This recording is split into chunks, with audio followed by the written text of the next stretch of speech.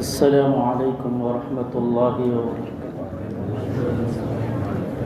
الحمد للہ وحدہ والصلاة والسلام علی من لا نبی بعدہ، اما بعد، قال اللہ تبارک وتعالی وَإِن تَتَوَلَّوْا يَسْتَبْدِلْ قَوْمًا غَيْرَكُمْ ثُمَّ لَا يَكُونُوا أَمْثَالَكُمْ۔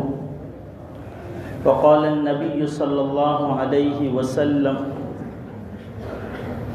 لو كان من بعدي نبي لكان عمر، أو كما قال النبي صلى الله عليه وسلم۔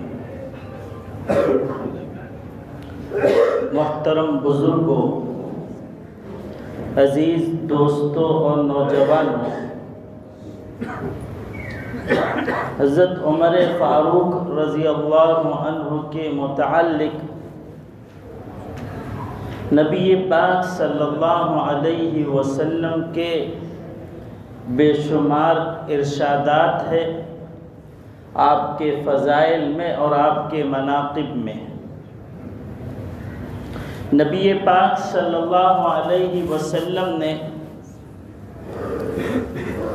ایک موقع پر یہ بات ارشاد فرمائی، صحابہ کرام رضوان اللہ علیہم اجمعین تشریف فرما تھے۔ آپ نے فرمایا کہ میں نے ایک خواب دیکھا اور خواب میں یہ بات پائی گئی کہ میں دودھ پی رہا ہوں اور میں نے خوب سیر ہو کر دودھ پیا۔ پھر فرمایا کہ اس دودھ کا اثر، اس کی تازگی کو میں نے اپنی انگلیوں میں اور انگلیوں کے پوروں میں محسوس کیا، گویا کہ وہ دودھ جو ہے میری انگلیوں سے ٹپک رہا ہے۔ پھر فرمایا کہ میں نے اس دودھ کو حضرت عمر فاروق کو دیا، انہوں نے بھی خوب سیر ہو کر پیا۔ صحابہ کرام رضوان اللہ علیہم اجمعین نے پوچھا، اللہ کے رسول آپ نے اس خواب کی کیا تعبیر لی؟ نبی پاک صلی اللہ علیہ وسلم نے فرمایا کہ اس خواب کی تعبیر یہ ہے کہ اللہ نے مجھ کو علم عطا کیا اور وہ علم جو ہے مجھ کو حد درجہ عطا ہوا ہے کہ میں سارے جسم میں اس علم کو محسوس کر رہا ہوں، اور پھر اس علم کا ایک حصہ میں نے عمر فاروق کو دیا اور عمر فاروق اس علم سے بہرور ہوئے۔ تو مقصود اس سے بھی حضرت عمر فاروق کی فضیلت کو بیان کرنا ہے کہ اللہ نے جو علم دیا ہے مجھ کو، اس علم کا ایک بڑا حصہ عمر فاروق کو ملا ہے۔ اور یہ بات بھی ذہن نشین کر لی جائے کہ بعض مواقع پر نبی پاک صلی اللہ علیہ وسلم نے صحابہ کرام سے رائے طلب کی کہ اس تعلق سے رائے دی جائے تاکہ فیصلہ کیا جائے۔ حضرت عمر فاروق کی رائے الگ تھی اور صحابہ کی الگ تھی، حضرت ابوبکر صدیق کی رائے الگ تھی۔ نبی پاک صلی اللہ علیہ وسلم نے فرمایا، عمر فاروق آپ جلالی ہو اور آپ کی رائے بھی جلالی ہے، اس لیے فیصلہ فرما دیا کہ جو اور صحابہ کی رائے ہے اس پر فیصلہ کیا جائے۔ نبی پاک صلی اللہ علیہ وسلم نے یہ فیصلہ بھی کر دیا۔ یہ فیصلہ کرنا تھا کہ اللہ کی جانب سے قرآن مجید کی آیت نازل ہوئی اور عمر فاروق نے جو رائے پیش کی کی تھی، اللہ تعالیٰ نے نبی پاک صلی اللہ علیہ وسلم کو گویا کہ فرمایا کہ عمر فاروق کی رائے صحیح ہے۔ اس لیے حضرت عمر فاروق رضی اللہ عنہ کے متعلق یہ بات کہی جاتی ہے کہ اللہ تعالیٰ نے عمر فاروق کی زبان اور دل پر حق کو جاری فرمایا۔ عبداللہ ابن شیبانی رحمۃ اللہ علیہ نے ایسے 21 مقامات لکھے ہیں کہ اور صحابہ کی رائے تو الگ ہو رہی تھی، عمر فاروق کی رائے الگ تھی، اور اللہ تعالیٰ نے عمر فاروق کی رائے پر فیصلہ فرمایا، اور عمر فاروق کی رائے کے متعلق اللہ تعالیٰ نے قرآن مجید کی آیت کو نازل فرمایا۔ تو ایسے 21 مقامات ہیں جس سے یہ ظاہر ہوتا ہے کہ عمر فاروق کے فیصلے وہ کتاب اللہ اور سنت رسول اللہ صلی اللہ علیہ وسلم کی موافقت میں تھے، اور اللہ کو عمر فاروق کی رائے کتنی پسند آتی تھی۔ اسی طریقے سے ایک مرتبہ نبی پاک صلی اللہ علیہ وسلم نے خواب دیکھا، صحابہ کرام کے درمیان فرمایا کہ میں نے ایک خواب دیکھا، ایک عالی شان محل بنا ہوا ہے، ایک عالی شان محل بنا ہوا ہے۔ میں نے پوچھا خواب ہی میں کس کا محل ہے؟ کہا کہ یہ عمر فاروق کا محل ہے۔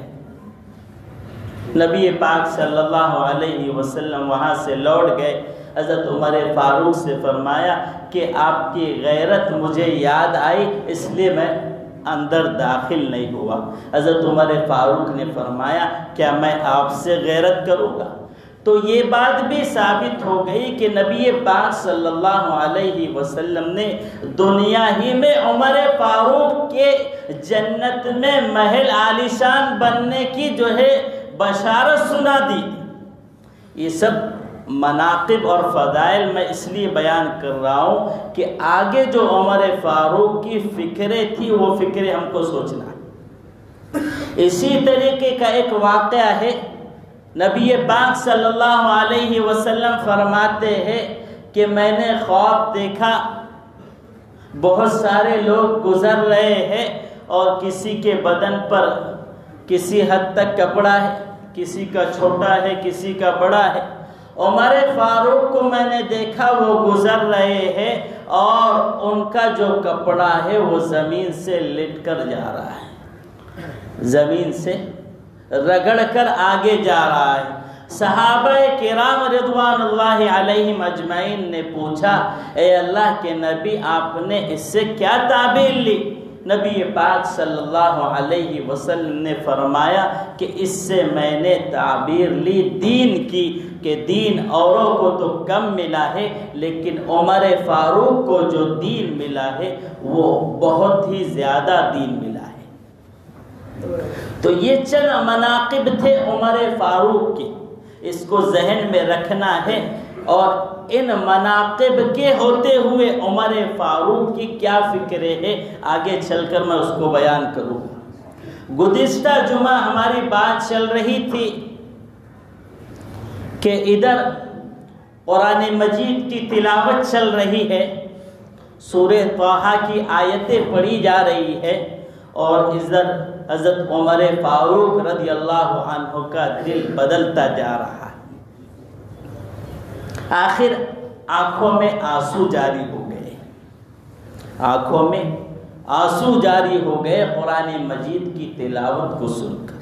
اور آج بھی ایسے بہت سارے مقامات ہیں لیکن ہم اس پر غور نہیں کرتے یا اس پر دھیان نہیں دیتے، توجہ نہیں جاتی ہماری، اس لیے کہ ہم اپنے ہی معاشی تقاضوں میں اور مسائل میں الجھے ہوئے ہیں۔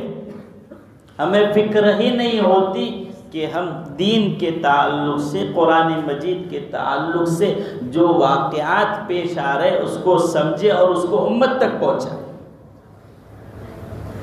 دنیا جانتی ہے جو ابھی فٹ بال ورلڈ کپ ہوا تھا،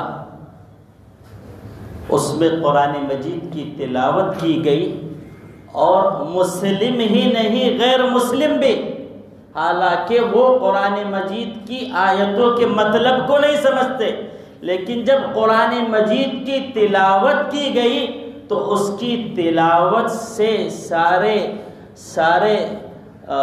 اس میدان میں جو ہے لوگوں کی آواز نکلنے لگی اللہ اکبر کی، اور آنکھوں سے آنسو جاری ہو گئے۔ یہ ایک وہ مثال ہے کہ قرآن مجید یہ انقلاب برپا کرنے والی کتاب ہے، آج ہمارے پاس ہے لیکن ہم اس سے فائدہ نہیں اٹھاتے۔ گزشتہ جمعہ بھی اس پر تفصیل سے میں نے گفتگو کی۔ بتلانے کا مقصود یہ ہے کہ اللہ تعالیٰ نے ہدایت بھری کتاب اور انسانیت کو جو زندگی گزارنے کا سلیقہ اور طریقہ ہو سکتا تھا وہ سب کچھ سکھا دیا ہے، لیکن امت مسلمہ نے اس کو پس پشت ڈال دیا ہے۔ تو بہرحال قرآن مجید پڑھا جا رہا ہے اور ادھر آنکھوں سے آنسو جاری ہو گئے۔ یہاں پر رک کر یہ بات بھی میں آپ کو پیش کر دوں کہ اس مسجد میں بھی جو ہے بڑے لوگوں کے لیے قرآن مجید سیکھنے کا اور اسی طریقے سے اس کو سمجھنے کا فجر کے بعد تفسیر ہوتی ہے، عشاء کے بعد بڑے لوگوں کی تعلیم ہوتی ہے، قرآن مجید کی تصحیح کی جاتی ہے۔ اتنا بڑا یہ علاقہ ہے لیکن دیکھنے میں آتا ہے 30-35 ہی لوگ قرآن مجید کو سیکھ رہے۔ تو یہ ایک فکر کی بات ہے۔ تو جو احباب جو ہے قرآن مجید کو اپنے سینے سے لگانا چاہتے ہیں، اس کا شوق رکھتے ہیں، وہ آ کر جو ہے جتنا وقت جس کے پاس ملتا ہے آ کر سیکھنا چاہیے۔ تو بہرحال میں یہ بتلا رہا تھا کہ قرآن مجید پڑھا جا رہا ہے اور ادھر عمر فاروق کا دل بدلتا جا رہا ہے، کہا کہ مجھے جو ہے نبی پاک کے پاس لے چلو کہ میں بھی ایمان اور اسلام قبول کروں گا۔ چنانچہ نبی پاک صلی اللہ علیہ وسلم کی خدمت میں حاضر ہو رہے ہیں۔ حضرت امیر حمزہ موجود ہے، کہا کہ عمر فاروق ننگی تلوار لیے ہوئے آ رہے ہیں۔ نبی پاک صلی اللہ علیہ وسلم نے فرمایا اگر اچھے ارادے سے ہے تو ٹھیک ہے، ورنہ انہیں کی تلوار سے ان کی گردن مار دی جائے۔ بہرحال نبی پاک صلی اللہ علیہ وسلم کی خدمت میں حاضر ہوئے۔ آپ علیہ السلام نے پوچھا عمر کس ارادے سے آئے ہیں؟ کہا کہ اسلام قبول کرنا ہے۔ یہ کہتے ہی نبی پاک صلی اللہ علیہ وسلم نے کلمہ پڑھایا، لا الہ الا اللہ محمد الرسول اللہ۔ ادھر اسلام لانا تھا کہ سارے صحابہ کی زبان پر اللہ اکبر، یعنی سارے صحابہ جو ہے اللہ اکبر کہہ کر خوش ہو گئے عمر فاروق کے اسلام سے۔ ادھر جبرائیل بھی آگے، کہا کہ جیسے تم لوگوں کی زبان پہ بے ساختہ اللہ اکبر نکلا ہے عمر فاروق کے اسلام قبول کرنے سے، تم سب خوش ہو گئے ہو۔ جبرائیل نے آ کر خبر دی اے محمد، اسی طریقے سے آسمان کے فرشتے بھی عمر کے اسلام سے خوش ہو گئے۔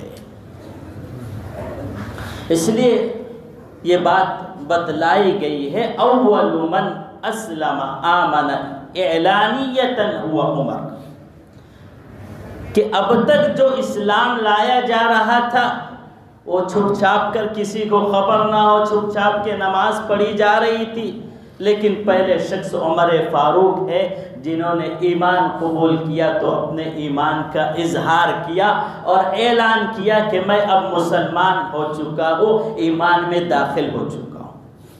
اسی طریقے سے جب نماز کا وقت آیا تو عمر فاروق نے یہ بات کہی، اے اللہ کے نبی، نماز وہ عبادت ہے جو اللہ کے گھر میں ہونا چاہیے، کعبۃ اللہ میں ہونا چاہیے، آخر کعبۃ اللہ میں نماز کیوں نہیں پڑھی جاتی؟ تو نبی پاک صلی اللہ علیہ وسلم نے جواب دیا، اے عمر، آپ کی قوم نماز پڑھنے نہیں دیتی اللہ کے گھر، حالانکہ خود عمر فاروق نماز پڑھنے نہیں دیتے تھے، جو کعبۃ اللہ میں نماز نہیں پڑھی جاتی تھی اس کی بنیادی وجہ عمر فاروق کا خوف تھا مسلمانوں میں، کہ عمر فاروق سے ہر کوئی ڈرتا تھا کہ کہیں جو ہے وہ ان کے ظلم و ستم کا شکار نہ ہو جائے، اس لیے کہ جو ایمان قبول کرتا اور جس کے مسلمان ہونے کا اظہار ہو جاتا اس کو عمر فاروق مارا کرتے تھے، پیٹا کرتے تھے، ظلم و ستم کا شکار ہوتے تھے۔ لیکن نبی پاک صلی اللہ علیہ وسلم کی اخلاق دیکھیے، آپ نے یہ نہیں فرمایا کہ عمر تیری وجہ سے ہم نماز نہیں پڑھتے تھے، بلکہ فرمایا کہ تیری قوم نماز پڑھنے نہیں دیتی۔ یہاں پر بھی نبی پاک صلی اللہ علیہ وسلم کے اس اخلاق سے امت مسلمہ کو ایک پیغام ملا۔ نبی پاک صلی اللہ علیہ وسلم کا ایک ایک اخلاق، ایک ایک کردار امت مسلمہ کے لیے رہنمائی کا سبب ہے۔ آج ہم اور آپ اگر کوئی ایمان قبول کرتا ہے یا کوئی اپنے پچھلے گناہوں سے توبہ استغفار کرتا ہے، اب وہ نماز کا پابند بن چکا ہے، اب اس نے جماعت میں جانا شروع کر دیا ہے، لیکن ہم اور آپ دیکھتے ہیں کہ آپس میں ہی وہ نماز کے لیے آیا ہے تو اس کی طرف انگلیاں اٹھ رہی، وہ جماعت میں جا رہا ہے اس کی طرف انگلیاں اٹھ رہی ہے، اور یہ بات کہی جاتی ہے کہ جو مثل اور قول مشہور ہے کہ 100 چوہے کھا کر بلی حج کو چلی۔ تو ہمارا کردار اور ہمارے اخلاق تو یہ ہے کہ اگر کوئی نیکی پر آنا چاہتا ہے، کوئی توبہ استغفار کر رہا ہے اور وہ اپنے آپ کو سدھارنا چاہتا ہے، اپنے آپ کو ایمان والی اور اعمال صالحہ والی زندگی گزارنا چاہتا ہے، ہمارے یہ اقوال اور ہمارا یہ برا بھلا کہنا اس کی راہ میں حائل بن جاتا ہے۔ وہ آیا تھا کہ نماز پڑھ لے، اپنے آپ کو سدھار لے، وہ جماعت میں چلے جائے، لوگ کہتے ہیں کہ دیکھو کیا کیا کام کیا ہے اور اب بڑا نیک بننے چلا ہے۔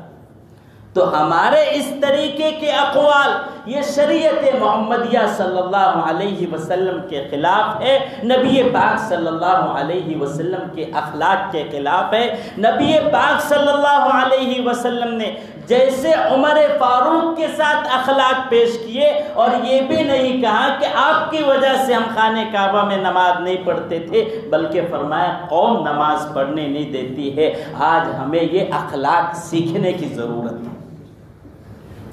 ایک موقع وہ بھی آیا، میں اس واقعے کی طرف بھی اشارہ کرتا چلوں کہ غامدیہ کی ایک عورت جس سے زنا سرزد ہو گیا تھا اور اپنے گناہوں کی معافی کے لیے، سچی پکی توبہ کے لیے نبی پاک صلی اللہ علیہ وسلم کی خدمت میں حاضر ہوتی ہے اور کہتی ہے اللہ کے رسول مجھ سے جو ہے گناہ ہو گیا ہے، زنا ہو گیا ہے، مجھے پاک صاف کر دیجئے۔ نبی پاک صلی اللہ علیہ وسلم چہرہ پھیر لیتے ہیں، پھر دوسری طرف سے آتی ہے، پھر دوسرے موقع پر آتی ہے کہ میرا حمل بھی ٹھہر گیا ہے۔ نبی پاک صلی اللہ علیہ وسلم فرماتے ہیں کہ حمل جب بچہ پیدا ہو جائے اس کے بعد آنا، بچہ پیدا ہوتا ہے پھر آتی ہے۔ نبی پاک صلی اللہ علیہ وسلم چاہ رہے تھے کہ وہ توبہ استغفار کر لیں اور یہ سزا سے وہ بچ جائے، اس لیے کہ سزا کے لیے 4 گواہ ہونا ضروری ہے۔ لیکن پھر وہ آئی، نبی پاک صلی اللہ علیہ وسلم نے فرمایا اس کو دودھ پلاؤ۔ دودھ پلانے کے بعد پھر آئی، پھر اس کو جو ہے رجم کیا گیا، سنسار کیا گیا۔ تو حضرت خالد بن ولید رضی اللہ عنہ انہوں نے ایک پتھر جو ہے اس کو مارا اور پیشانی پر پتھر لگا اور اس کے خون کے چھینٹے جو ہے وہ خالد بن ولید کے دامن پر آ کر گرے۔ وہ جو ہے اپنی زبان سے برا بھلا کہنے لگے۔ نبی پاک صلی اللہ علیہ وسلم نے سنا تو فرمایا خالد اس نے جو توبہ کی ہے، اس نے جو توبہ کی ہے، اگر کوئی سخت ظالم اور بڑا گنہگار ہوتا، اگر وہ بھی توبہ کرتا، قسم بخدا اس کی یہ توبہ بڑی سچی پکی توبہ ہے۔ سخت تو اگر کوئی ظالم ہوتا اللہ اس کی بھی توبہ کو قبول کر لیتے۔ اس نے تو جو ہے جو توبہ کی ہے اللہ نے اس کی توبہ کو قبول کر لیا ہے، تمہارا حق نہیں بنتا کہ اس کے خلاف آپ بولو۔ تو بہرحال امت مسلمہ کو چاہیے کہ جو ہم ہدایت پر آنا چاہتا ہے، جو اپنی زندگی کے رخ کو بدلنا چاہتا ہے، نیک اور صالح ہونا چاہتا ہے، ہم اس کا استقبال کریں، ہم اس کا اکرام کریں کہ وہ اللہ کی راہ پر آنا چاہتا ہے۔ آج ہم اپنے بول کے ذریعے سے اس کو دین سے دور کر دیتے ہیں۔ اس لیے یہ نبی پاک صلی اللہ علیہ وسلم کے اخلاق کو اپنانے کی ضرورت ہے کہ اس کی پچھلی برائی نہ دیکھی جائے، اس کے گناہ کو نہ بیان کیا جائے، بلکہ اکثر تو یہ ہوتا ہے کہ ہمارے درمیان اگر کسی کے تعلق سے کوئی گفتگو ہو رہی ہے تو وہ تو اکثر سنا سنائی ہوتی ہے، اس نے کہہ دیا، اس نے کہہ دیا، اس نے کہہ دیا، حالانکہ اس واقعے کی کوئی حقیقت نہیں ہوتی ہے، لیکن امت مسلمہ اس کو بدنام کر دیتی ہے، حالانکہ گناہ ہوا ہے، لیکن اس نے جب توبہ استغفار کر لی ہے اس کو اس گناہ کی آر نہیں دلائی جائے گی۔ تو بہرحال نبی پاک صلی اللہ علیہ وسلم کے اس ارشاد سے اور اس اخلاق سے ہمیں یہ پیغام ملا ہے کہ ہم جو ہے امت مسلمہ کی جو گناہ سرزد ہو چکے ہیں اس کو عیا نہ کرے، اس کو کھلا نہ کرے، تاکہ اگر جو کچھ اس کے دل میں آ رہا ہے کہ وہ ایمان کی طرف آ جائے، اپنی زندگی کو درست کر لے، اس کے آنے کی راہ کو ہموار کیا جائے۔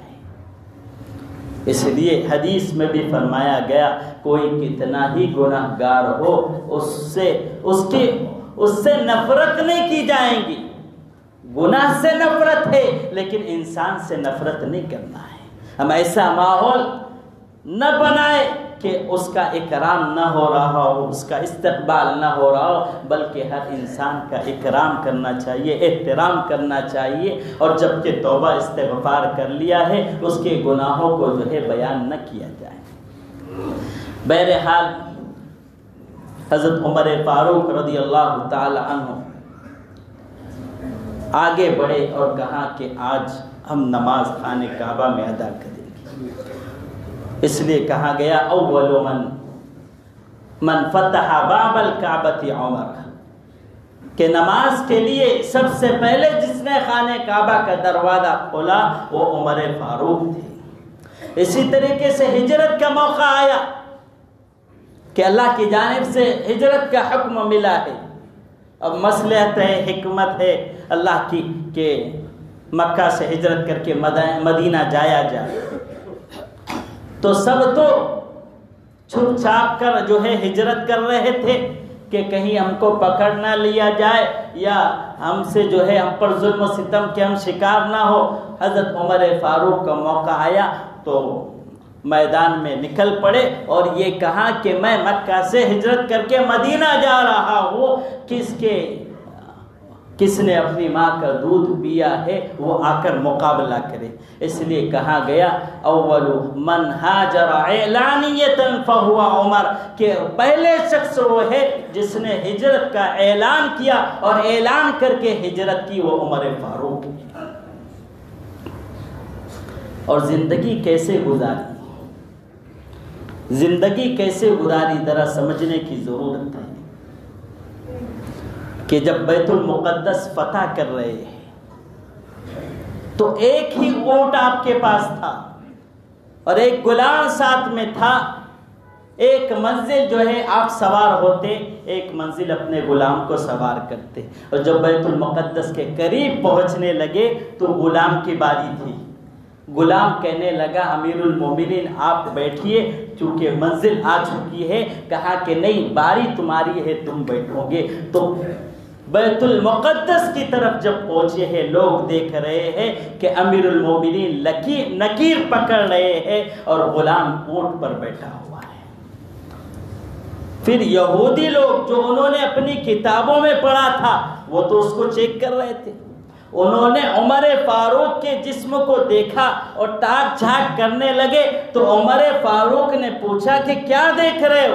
کہاں کے دیکھ رہے ہیں، ہماری کتابوں میں لکھا ہوا ہے۔ پہلی بات تو سچی ہو گئی کہ غلام جو ہے وہ اونٹ پر بیٹھا ہوا ہے، امیر المومنین نکیر پکڑ کر آ رہے ہیں، لیکن دوسری نشانی یہ تھی کہ کپڑوں پر 17 پیوند ہوں گے، ہم نے 16 تو گن لیے، ایک پیوند نظر نہیں آ رہا ہے۔ حضرت عمر فاروق نے اپنا ہاتھ اٹھایا اور بغل بتائی تو یہاں ایک پیوند لگا ہوا تھا۔ تو ظاہر بات ہے، آپ اندازہ لگائیے، ایسا حکمراں کہ جو 24 لاکھ مربع زمین پر حکومت کر رہا ہے اور اسلام اس کی وجہ سے پھیلا ہے، اس کے پہننے کا انداز کہ 17 پیوند لگے ہوئے ہیں اور ایک پیوند کپڑے کا لگا ہوا تھا۔ اور خدمت کا انداز دیکھیے کہ رات میں جو ہے گشت کیا کرتے تھے، رات میں گشت کیا کرتے تھے کہ کوئی بھوکا تو نہیں ہے، کوئی پریشان حال نہیں ہے۔ ایک موقع پر گھر سے بچوں کے رونے کی آواز آئی، آواز دی تو دروازہ کھولا گیا، کہاں بچے کیوں رو رہے؟ کہاں کہ بھوک کی وجہ سے رو رہے۔ کہاں کہ عمر فاروق کو اس کا علم نہیں ہے، عمر فاروق کو بتایا نہیں۔ کہا کہ اس کو کیا بتائے، اگر اس کو امیر المومنین بنایا ہے تو اس کو خود خبر لینی چاہیے کہ کون بھوکا ہے اور کون پریشان حال ہے۔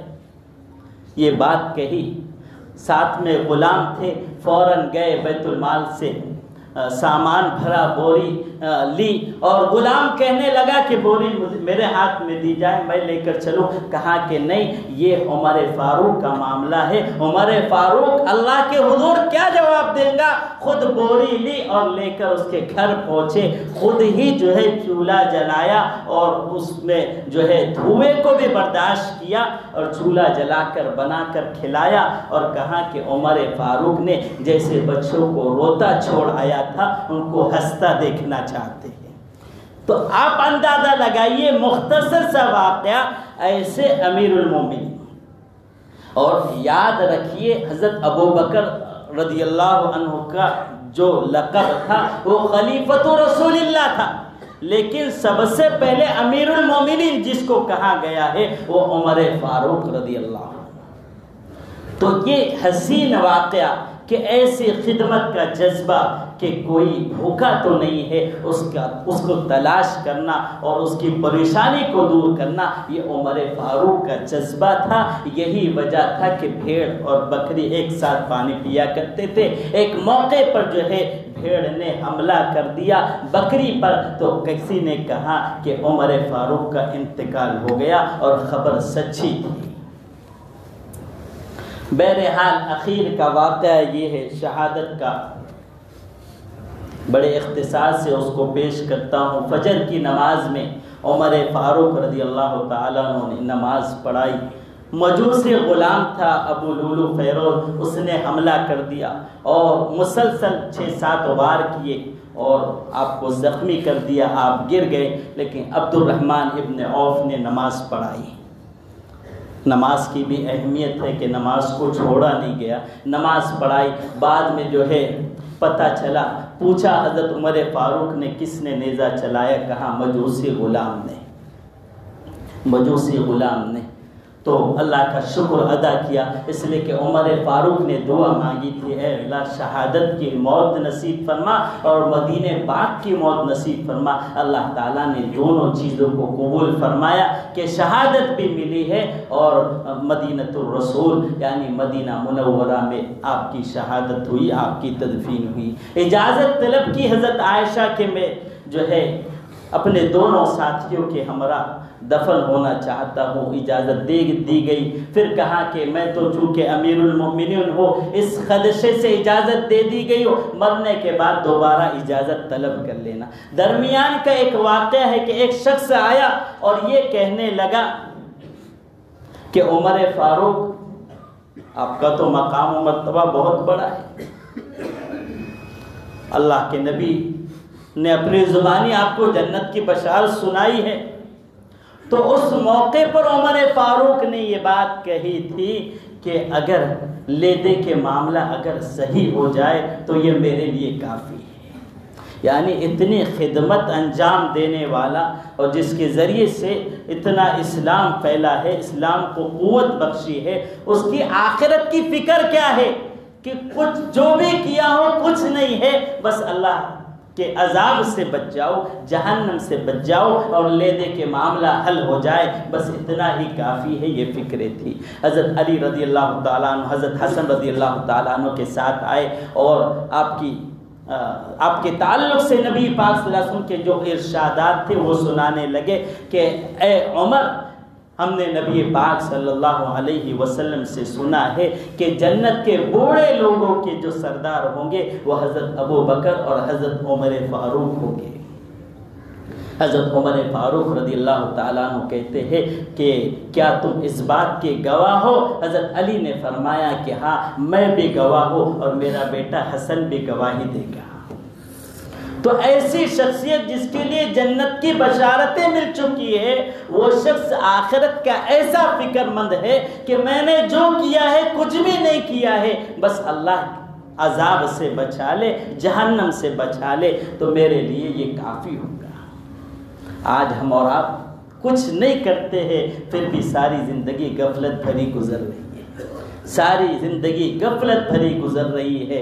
اس لیے ہونا یہ چاہیے کہ ہم غفلت سے جو ہے اپنا پردہ ہٹائے اور ایمان اور اسلام کے لیے محنتیں اور فکریں کرے، ورنہ جیسے کہ میں نے خطبے میں آیت پڑھی وَإِن تَتَوَلَّوْا يَسْتَبْدِلْ قَوْمًا غَيْرَكُمْ ثُمَّ لَا يَكُونُوا أَمْثَالَكُمْ، کہ اگر تم پھر گئے اور اپنے ایمان اور اسلام پر حقیقت میں قائم اور دائم نہ رہے، اللہ تعالیٰ دوسری قوم کو وجود بخشے گا، وہ ایمان قبول کریں گی اور وہ کام انجام دیں گی کہ جو تم نہیں کر سکتے، تمہاری تو مثال بھی باقی نہیں رہیں گی۔ آج عمر فاروق کو اللہ نے اسلام اور ایمان دیا ہے، اس کی یہی ایک مثال ہے کہ اللہ تعالیٰ نے اس شخص کو جو نبی پاک کو قتل کرنے کے ارادے سے نکلا تھا، اس کو ایمان دے کر اسلام کو شان و شوکت بڑھتی ہے، بڑھائی ہے۔ اور اسی طریقے سے اگر آج بھی ہم مسلمان ہونے کے باوجود اپنے اسلام اور ایمان کی حفاظت پر اور امت مسلمہ کے فکروں پر نہیں لگیں گے، اللہ تعالیٰ تم کو ہٹا کر دوسروں کو کھڑا کریں گے جو کام کریں گے۔ اس لیے اللہ نے آج موقع دیا ہے، ایمان کی دولت سے ہم سرفراز ہیں، اپنے ایمان کو نعمت عظمی سمجھے، اپنے ایمان کی قدر کرے اور اس کی حفاظت کی اور امت مسلمہ کو اس کی فکروں میں لگائے، ورنہ اگر آپ کی بے توجہی ہوئی ہوگی، آپ کی غفلت ہوگی، آپ کی سستی ہوگی، اللہ تعالیٰ آپ کو ہٹا کر غیروں کو کھڑا کرے گا جو کام کرنے والے بنیں گے۔ اس لیے اپنے ایمان کی قدر کرے، کہیں یہ ایمان رخصت نہ ہو جائے اور دوسری قومیں کھڑا ہو جائے اور وہ کام کرنے والی بنے۔ اللہ تعالیٰ جو باتیں کہی گئی ہے اس پر عمل کرنے کی توفیق نصیب فرمائے۔ وآخر دعوانا الحمدللہ۔